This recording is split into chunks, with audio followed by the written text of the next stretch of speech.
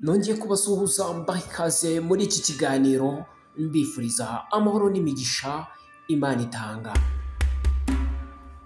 Uyu munsi wa none tugiye kuganira ku kiganiro cyiza cyane,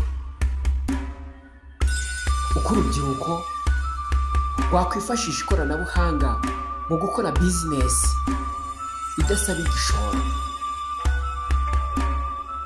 Ni ukuvuga ngo tugiye kuganira uko urubyiruko rwakwifashisha ikoranabuhanga mu gukora bizinesi zagutse kandi zidasaba igishoro. Ese ubwo buryo ni ubu? Waba ufite telefone kandi rimwe na rimwe ukajya ugura interineti, cyangwa se kuri telefone yawe hakaba hariho interineti. Kuri iki kiganiro muraho neza abavandimwe bakunzi b'ikiganiro kuri channel yanjye yitwa Igisubizo TV Show. Uyu munsi tugiye kuganira ku ngingo ikomeye cyane, ukuntu urubyiruko rwakoresha ikoranabuhanga kugira ngo rubone amafaranga atarinze kugira igishoro kinini. Muri iki gihe isi igeze ku rwego rwo hejuru mu ikoranabuhanga, ariko benshi baracyaricaho ku buryo ritabagirira akamaro. Reka tubivugaho mu buryo bwimbitse kandi turabivugaho mu buryo bworoshye. Turabivugaho mu buryo bworoshye ku buryo buri muntu wese abasha kumva, gusobanukirwa ibyo ashaka kuvuga. Uyu munsi tugiye kuganira ikiganiro kiri mu bice bitatu. Igice cya mbere, uko ushobora gukoresha telefone yawe nk'icyuma cy'akazi, uko ushaka cyangwa se uko ushaka akazi biragoranye kandi ubwawe wifite telefone yawe.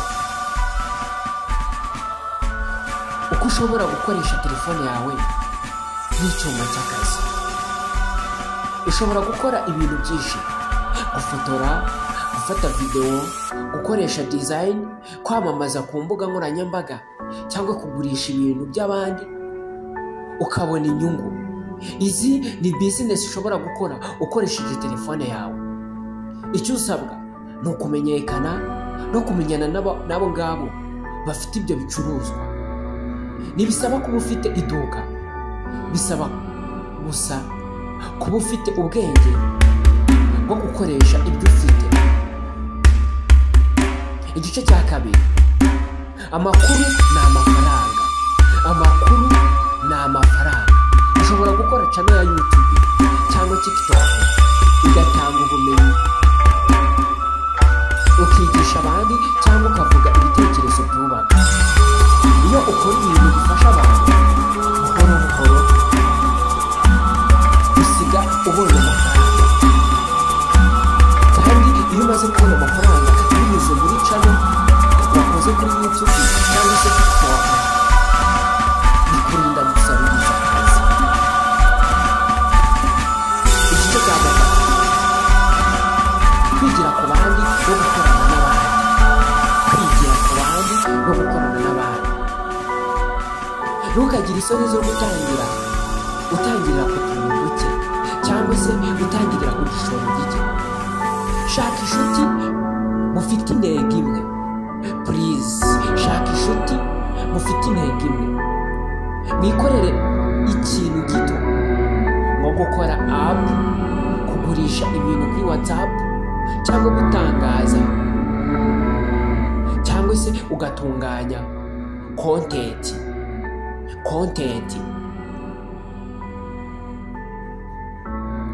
Ikoranabuhanga ritanga amahirwe, ariko rigira icyo risaba. Nubwo ikoranabuhanga ritanga amahirwe ku bantu bose, hari icyo bisaba. Bisaba discipline ndetse n'ubushake n'umurava n'umwete.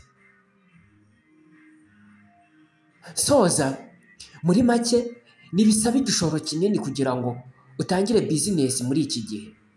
Bisaba gutekereza neza, gukoresha ibyo ufite, cyane cyane telefone, interineti n'ubumenyi. ibi nibyo bituma tuvuga duti bituma tuvuga duti ubu si igihe cyo gutegereza amahirwe. Ubu si igihe cyo gutegereza amahirwe, ahubwo ni igihe cyo kuyahimba. Umva aka kantu. Ubu si igihe cyo gutegereza amahirwe, ahubwo ni igihe cyo kuyahimba. Murakoze cyane kumva iki kiganiro. Nk'uko bisanzwe ni njye Desire Niyomugabo ubakunda cyane. Channel yanjye ni Igisubizo TV Show. Tubagezaho ibiganiro byubaka urubyiruko n'igihugu cyacu. Ndagusaba wibuke urebe neza. Nimba wakanze subscribe, kanda na share ndetse ukande na like, usige na comment.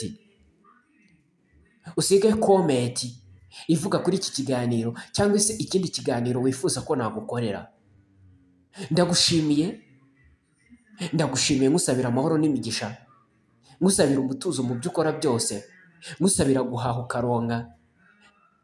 Imana ikurinde. Njye ni Desire Niyomugabo. Ciao ciao.